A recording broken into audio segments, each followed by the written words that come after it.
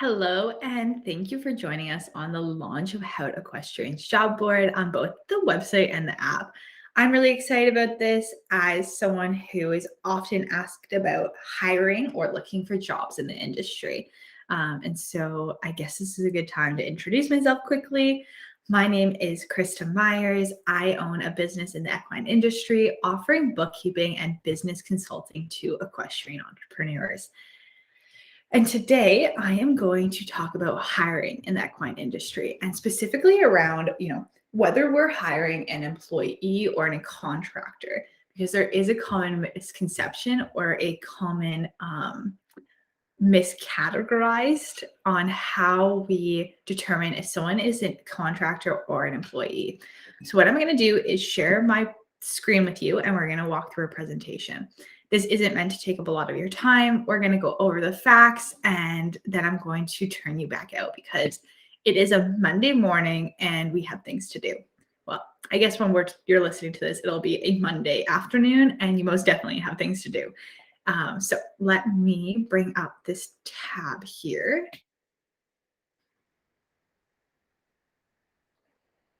Okay. So hiring in the equine industry, contractors versus employees. I chose to talk about this because I have had individuals on both sides of the fence talk about this. We are having a challenge hiring in the equine industry, and we're also having a challenge finding jobs in the equine industry. And a lot of us throughout the pandemic started our own business. We are hiring ourselves out as contractors or businesses. And so I think this is a good discussion to have. All right. So we are going to talk about the determining factors. So what determines someone as a contractor or an employee? We're going to talk about some quick tips for contractors and employers to make sure they're covering their butts when it comes to this. They have this correct source documentation. And then we're also going to talk about the rights and exemptions of a farm employee or a employee working within the barn. And I am only on my first cup of coffee, so any bad dad jokes or bumbling over words, excuse me in advance. Okay, let's dive in. Let's talk about the first factor when it comes to determining if someone is a contractor or an employee. This is important to establish before you start working or before you have the individual start working at your business. It is a lot less heavy and difficult and messy if we do this. So let's make sure you determine this before having the individual work in your industry or within your business. All right, control. So if we are hiring someone in hopes to control their schedule, the tasks they do, how they perform them, then we are more than likely looking to hire an employee. When it comes to control over a contractor and client, there is less there. You don't get to determine when the person shows up all the time. You are going to have a say on it, but you're not necessarily going to be the person to determine. So a contractor will determine their schedule, the tasks, how they're going to fulfill those tasks. And there will also be an expectation outlined within their contract on how to meet the obligations they have signed up for. All right, next one, financial risk. So if we are determining this, or perhaps we have CRA looking at whether the individual in our business is actually an employee or if they're a contractor, they're going to take a look and see if this individual has any financial risk when it comes to operating within your business. And so if an individual perhaps has some overhead when it comes to providing their service, such as, a business registration, insurance, they have some type of risk in your business, and that is a contractor type of relationship. Whereas an employee, there's really no financial risk. You show up for your shift at 7 a.m. every day within your pay period. You are going to receive pay for every day, every hour that you have worked. Whereas if you're a contractor, you might not be getting paid until your full obligations on that contract are fulfilled. And so that is a good indication on whether or not we're an employee or contractor. So we're going to go into our next one, which is going to be integration. How integral is a individual in your business will have some determining factor on if they are a contractor and employee. All right, so again, let's talk about showing up at 7 a.m. at the barn every day and fulfilling our obligations. So if we are told we need to show up at 7 a.m. every day and we have specific tasks and this is how we're going to fulfill them, then we are more than likely an employee, because if we don't show up at 7 a.m., or one, probably going to get some feedback on that, some negative feedback. And we are also going to likely hinder the business's ability to operate.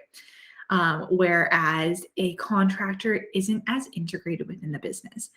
Perhaps they are infrequent on when they visit the business operations. Maybe they work remotely to fulfill their obligations. At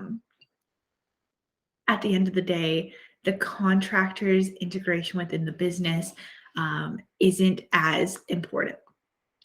So let's talk about the last one, because this one's a big one when determining if someone is an employee or a contractor. And this comes down to tools and equipment. Is an individual providing their own tools and equipment to fulfill their job? So an employee is provided with training, tools, and a place to work to complete their job, whereas a contractor is responsible for having the training to fulfill those tasks they are hired on for. They are responsible for having the tools and equipment to be able to provide the services they have signed up for. And they have the capability to fulfill those obligations. Because again, if those obligations aren't met, you aren't guaranteed your compensation. And so if we are providing tools and equipment and training and a place to work, then we are more than likely hiring an employee. We are more than likely an employee if we are the beneficiary of those pieces. And so we're going to do a quick roundup. Determining factors of if you are an employee or a contractor comes down to control, financial risk, integration within the business, and tools and equipment. So let's keep this in mind while we are hiring, but also think about it beforehand. Are we looking for a service that can be provided by a contractor? Then perhaps as a business, we have less overhead because we don't need to train the individual. We don't need to provide tools to the individual. Or are we hiring an employee where we can control them a little bit more? We need specific tasks done within the day. Okay, so let's dive into the last part of this. And we're going to talk about contract for services versus contract of services. So contract for services is for our contractors and clients. So an agreement that is entered in between a company and a third party, whether that's an individual contractor or a business, for its available services. The ownership, the ownership of the intellectual property remains with the contractor. And so, for instance, you hire someone on, they give you, you hire someone on for some marketing strategies and some material. They are the owner of the intellectual property behind that material and the strategies. Whereas contract for services, and when we are hiring an employee, so contract of services / employee agreement, is an agreement that is entered in between a company and an individual for their service. The ownership of the intellectual property is the employer. Hiccups this morning, sorry. And so with a contract of services, that intellectual property, a task is performed, a project is performed, and in that there has been some gain of intellectual property of the employer. That remains with the employer unless there is an exemption within the contract before you begin. Okay, let's dive in to contractor tips, because the contract of services and contract for services is going to be brought up here. So as a contractor, you're going to have to prove to the government at some point that you're not an employee. And so I'm going to give 2 quick tips to make sure that we are covering our behind. And so we are going to make sure we have a signed client agreement or contract that outlines you're responsible for determining the hours you work, the type of work that is done, and the setting the standards of those obligations.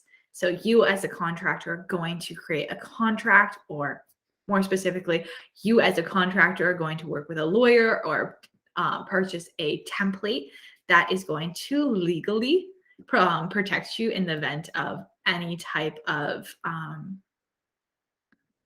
any event that we don't really want to be in. Words aren't really my strong suit right now, apparently. So before I dive into too much of what a client agreement or contract will look like, we are going to make sure that we have one. So things like making sure the obligations, liability is outlined, how they are going to pay you as a contractor and when.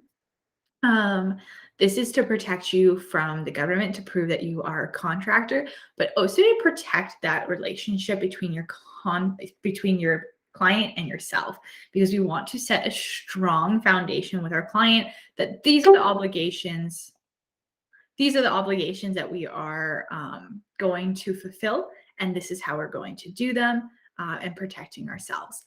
Our next tip is a broad type of tip, but treating yourself as a business. So as a contractor, you're going to treat yourself as a business. So you're going to keep records of your income received, of the money spent to operate your business, to fulfill those services. And you're going to educate yourself on how to utilize deductible expenses. Because as a contractor, you are responsible for paying your taxes at the end of the year. So we also want to make sure you are not overpaying on those taxes. So keeping track of all your business expenses and also those extra business deductibles or deductible expenses. Okay. So next we are going to, if it's going to pay attention, go on over to employer tips. So you are responsible for creating a clear employer and employee relationship. And this should look like the following. You should have a signed employment contract, and you should establish expectations on a job description, task, payroll, and schedule. We want to have this individual feeling secure and stable. Like, okay, there we go. Let's have this individual feeling stable within our business. And so we don't want to just go, hi, you're hired, show up tomorrow. Hi, you're hired, and these are the expectations we have of you when it comes to your tasks and your job description, your schedule, and this is your wage that you will agree on or not agree on. There's negotiations that can happen there. But having that, one, helps you when it comes to discussing with the government if someone is an employee or a contractor, but it is also going to help you create a clear relationship with that employee.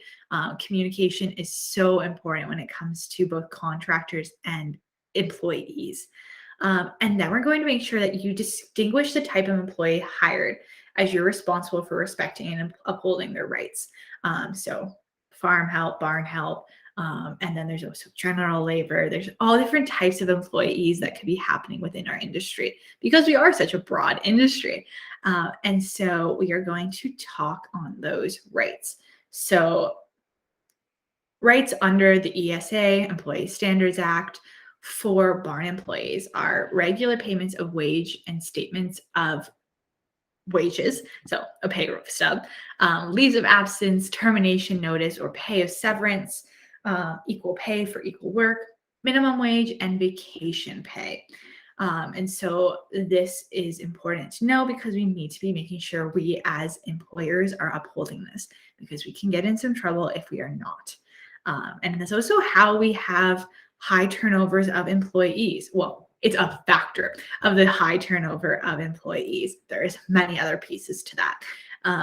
But there's also some rights that aren't upheld within the industry. So special rules and exemptions.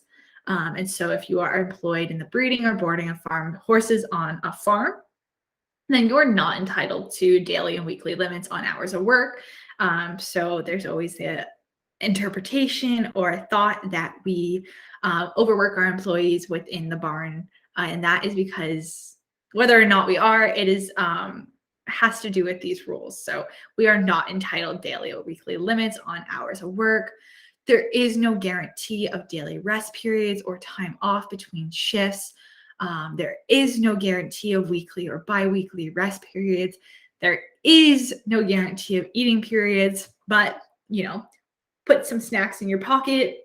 We'll always make sure you have some type of food. I don't buy jackets or clothing unless they have snack pockets.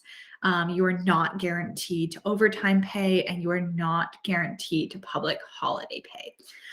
So this is a bit of the roundup when it comes to the rights and exemptions of employees when it comes to boarding and breeding.